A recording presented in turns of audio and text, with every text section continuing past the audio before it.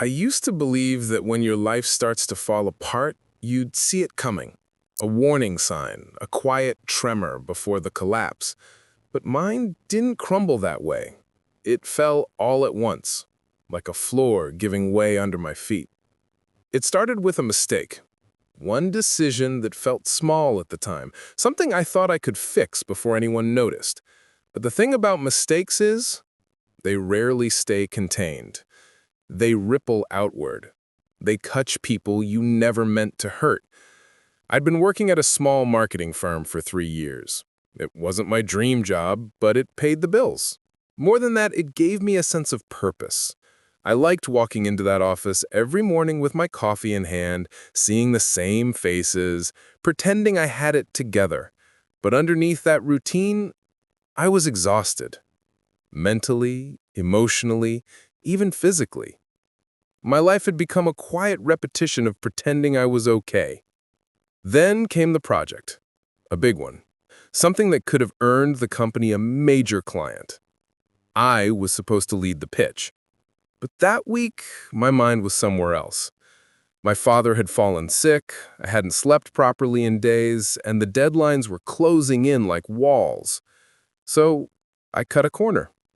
I used an old presentation template from a previous campaign, one that technically belonged to another firm. I told myself I'd change it later, adapt it, make it mine, but I never got the chance. The client noticed. They called it plagiarism. My manager didn't even look angry, just disappointed. That kind of silence cuts deeper than shouting. By the end of the day, I was escorted out of the office with a box of my things and a head full of noise. I thought I could explain it. I thought someone would understand, that it was a mistake, not a theft. But no one listened. My friends stopped reaching out after a while. My phone went quiet. My parents, who had always been proud of me, couldn't hide the disappointment in their voices. It's strange how fast you can go from being someone to being no one. Weeks passed.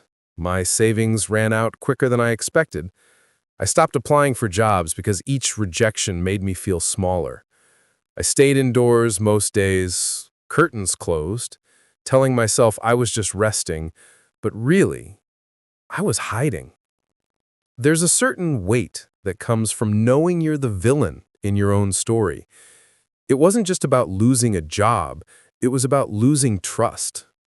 Trust from others, and worse, from myself. Sometimes at night, I'd replay that day in my head. The look on my boss's face, the silence of the office, the way people avoided my eyes as I packed up my desk. It's funny, shame doesn't make a sound, but it echoes. I stopped talking to people altogether. My world shrunk to the size of my apartment. One bed, one window, and too many hours to think. Meals became optional. Days bled into nights. I didn't notice when my birthday passed. One evening, I remember standing by that window, looking out at the streetlights. I wondered how many people down there were like me, pretending everything was fine, when in truth, they were unraveling. I thought about calling someone, anyone, but when you've been silent for too long, your voice forgets how to ask for help. The breaking point came one morning when I checked my bank balance and realized I couldn't afford rent for the next month. My landlord wasn't cruel, but he was firm. "You've got 2 weeks," he said. And just like that, I was counting days until I had nowhere to go.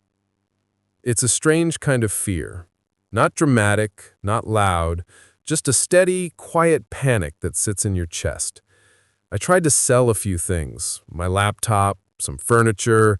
The rest I packed into 2 suitcases. When the day came, I didn't even cry. I just left the keys on the table and walked out. I didn't have a plan. I just started walking. I must have walked for hours, past cafes, parks, people laughing, living, everything I felt I no longer belonged to. By evening, the streets had emptied. I found a quiet bench near a bus station and sat there, watching the world move without me. It was the kind of moment when even your thoughts felt too heavy to carry. And that's when I met them. The stranger. Not in some cinematic, faded way, just a random moment. One that didn't look like anything at first, but it would become the turning point of my life. They sat at the far end of the bench, a coffee cup in one hand, scrolling through their phone. We didn't speak. Not then. But sometimes salvation doesn't arrive with fanfare. Sometimes it arrives quietly. And you don't even recognize it until much later. If you had told me that night that a stranger, someone who knew nothing about my mistakes, my shame, or my past, would give me a second chance, I would have laughed. Because back then, I didn't believe in second chances. I didn't even believe I deserved one. It was around 7:45 p.m., the kind of evening that sits between daylight and darkness. The rain had slowed to a drizzle, but my clothes were already soaked through. I remember standing under the flickering streetlight, staring at the reflection of my own mess in the puddle below. I had nowhere to go, no one to call. Every number in my contact list felt like a door I had already slammed shut. That's when I saw the car slow down. At first, I thought it was just someone checking directions, but then the driver's window rolled down. A middle-aged man with gray streaks in his beard and kind eyes behind round glasses leaned out. He asked if I was all right. His tone wasn't suspicious or forced. It carried genuine concern. "Yeah, I'm fine," I lied. My voice cracked halfway through. He didn't seem convinced. "You don't look fine. Do you need a ride somewhere?" I hesitated. My mother always told me not to trust strangers, and here I was, drenched, broke, and about to do the exact opposite. But something in his voice, calm, grounded, made me pause. It wasn't pity. It was presence. I nodded. "Just to the next gas station." He unlocked the door without another word. I climbed in, trying to avoid soaking the seat. The car smelled faintly of coffee and old books, a strange but comforting scent. For the first time that day, I felt the warmth of something real. He introduced himself as Martin. I gave him a fake name. It just slipped out. I wasn't ready for the world to know who I was, or what I had done. He didn't ask questions. He didn't probe into why I was standing alone by the road at night. He just drove. The windshield wipers kept a steady rhythm, like a heartbeat reminding me I was still alive. After a few minutes, he spoke. "You look like you're running from something. Or maybe towards something." That sentence hit me like a cold wave. I didn't know how to respond. He smiled lightly, as if he had already forgiven my silence. When we reached the gas station, I thanked him and reached for the door handle, ready to disappear back into anonymity. But then he said something I'll never forget. "Listen, I don't know what's going on with you, and it's not my place to ask. But if you need a meal or a place to dry off, I'm headed to a diner just down the road." I froze. Nobody had offered me kindness without conditions in a long time. I wanted to say no. Pride screamed louder than gratitude. But my stomach, and maybe something deeper, said yes. At the diner, the warmth hit me the moment I stepped in. The smell of frying onions, bacon, and freshly brewed coffee wrapped around me like a blanket. We sat in a booth near the window, rain still tracing thin rivers down the glass. Martin ordered 2 plates of pancakes and eggs before I could protest. I hadn't eaten since morning. Watching the steam rise from the food, I felt something strange, shame and comfort tangled together. He talked about simple things: the weather, his job at a local print shop, his daughter who had just started college. I nodded, mumbled replies, still half afraid this was some elaborate trick, some setup for disappointment. But it wasn't. He asked nothing of me. Not my story, not my name, not my past. He simply existed there with me, as if to remind me that kindness doesn't always need context. At one point, he said, "You know, sometimes life resets itself in small ways. A meal, a ride, a stranger who doesn't expect anything back. You don't have to understand it right now, just don't waste it." Those words stayed with me long after the plates were cleared. When we finally stepped back outside, the rain had stopped. The air was cool, quiet, and somehow lighter. Martin offered to drive me wherever I needed to go. I told him I'd figure it out from there. He nodded, pulled a folded note from his pocket, and pressed it into my hand.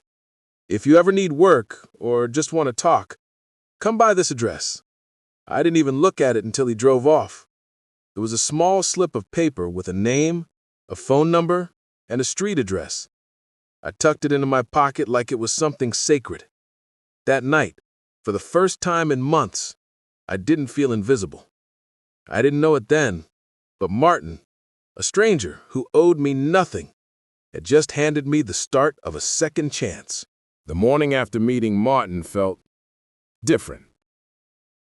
For months, every sunrise had felt like a punishment, another reminder that I'd messed up everything good in my life. But that day, there was a stillness I hadn't felt in a long time. The kind that comes after chaos, when you finally start hearing yourself think again. I woke up on the bench near the diner, the note he gave me still in my hand. It was slightly wrinkled from the rain, but the ink hadn't smudged. Martin's Printworks, it read, followed by a phone number and an address on the east side of town. Part of me thought it was a trap, some test life was playing to see if I was desperate enough to hope again. But another part, the one that hadn't given up completely, told me to go. So I did. It took me almost an hour to get there. My shoes squished with every step, and my clothes still smelled faintly of wet pavement and old regrets. But when I reached the small brick building with Martin's Printworks painted across the window, I felt a strange pull. The doorbell chimed as I stepped inside. The air smelled of ink and paper, familiar in a comforting way. Martin was behind the counter, wearing the same calm smile as the night before.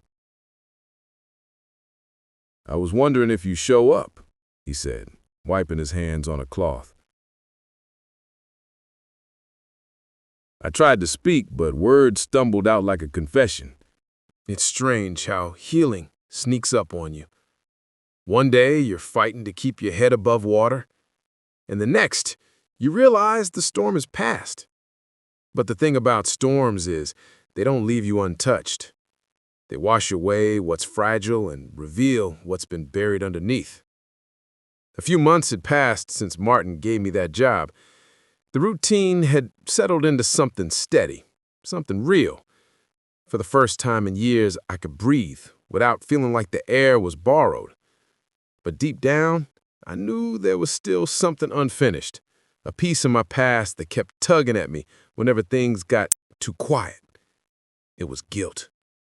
Not the sharp, burning kind, but the heavy, quiet guilt that sits in your chest and whispers, "You don't deserve this peace yet." I'd walked away from my old life without closure. I lost friends, burned bridges, and left people confused, maybe even hurt. And every night, as I turned off the lights at the print shop, I'd wonder if maybe I was still running, just in a different direction. One Friday evening, Martin noticed the change. He always did. "You've been somewhere else lately," he said. I shrugged. "Just thinking about things." He didn't press, but he handed me a key. "You can lock up tonight. I trust you." That simple gesture hit harder than any lecture could have. I trust you.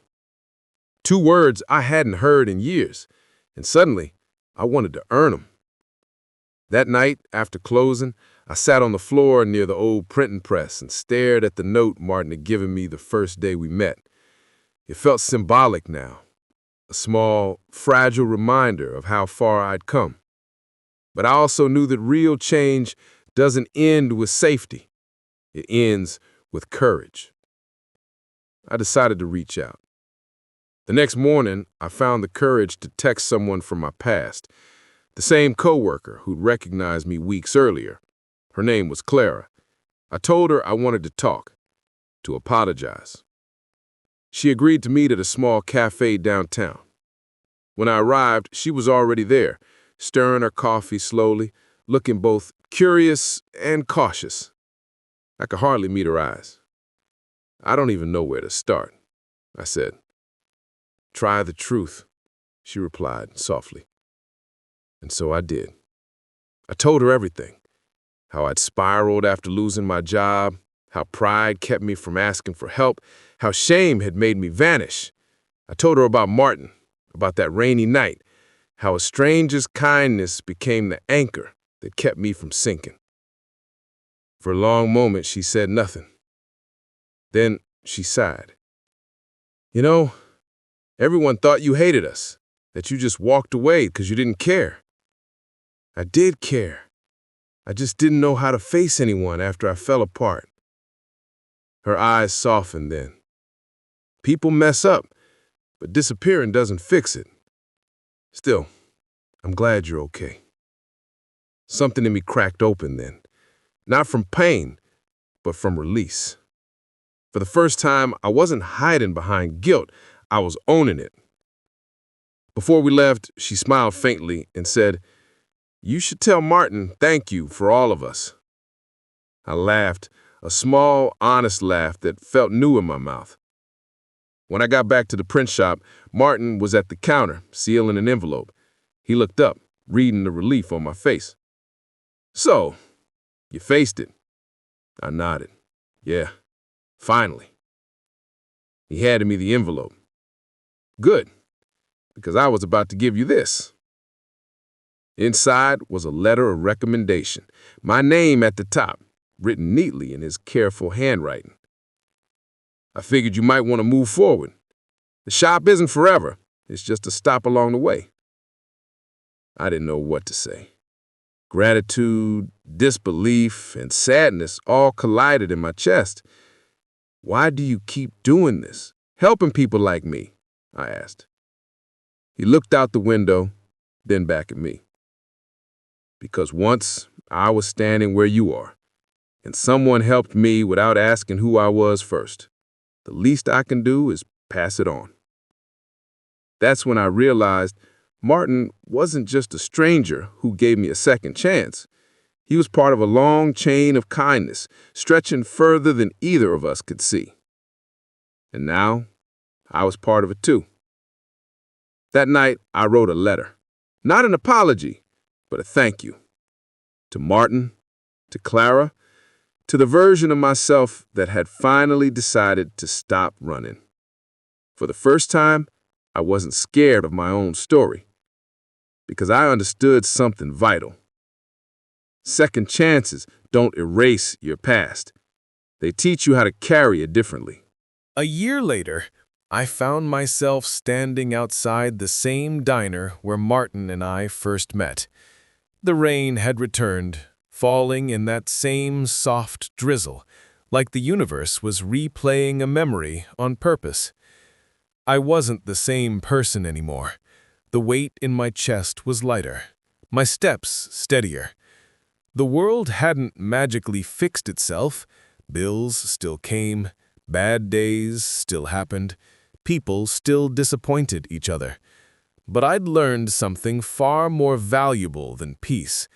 I'd learned how to keep moving forward even when life didn't hand you perfect endings. Martin's print shop had grown a little since then. We'd hired 2 new workers, both trying to find their footing just like I once did. And that was the beauty of it. The shop had become a small sanctuary for second chances. Not just mine, but anyone's who needed it. Martin used to say, When someone helps you get back on your feet, make sure the next hand you offer goes backward to someone still crawling.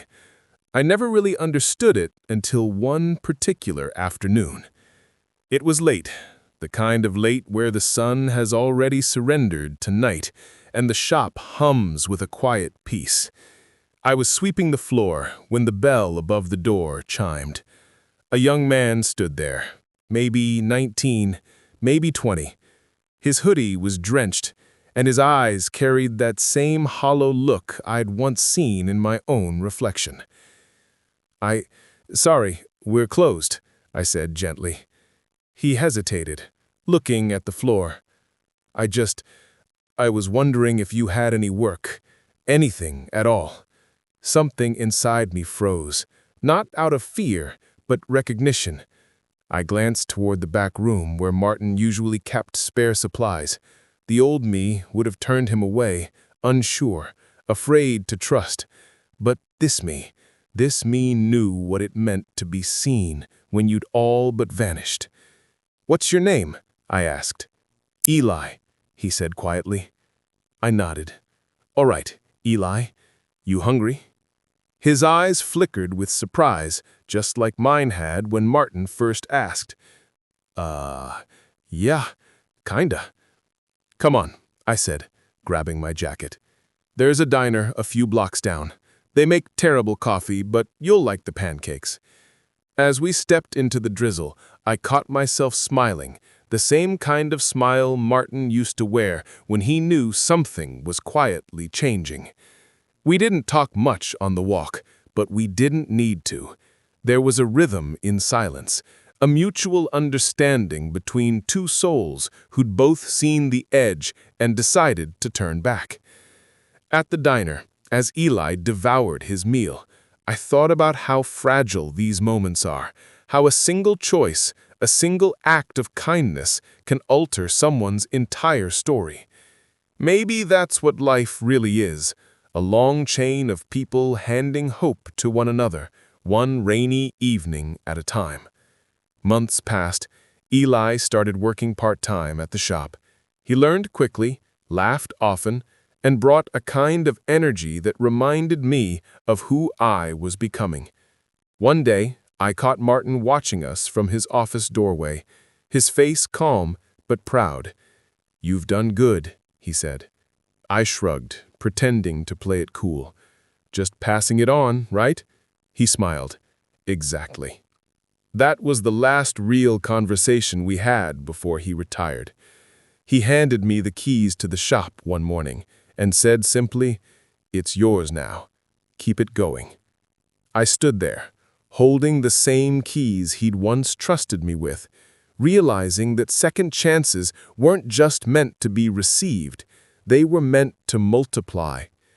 Now, every time it rains, I look out the window of the print shop and remember that night, the headlights cutting through the drizzle, the voice of a stranger asking me if I was all right. I never saw Martin as a savior. He wasn't trying to fix me. He just gave me space to remember I could still fix myself. And now, every time someone new walks through that door, lost, tired, unsure, I know exactly what to say. "Hey, you look like you've had a long day. Want some coffee?" Because sometimes the greatest act of redemption isn't changing the past. It's giving someone else the chance to write a better future. And that's what a stranger did for me. He gave me a second chance when he knew absolutely nothing about me.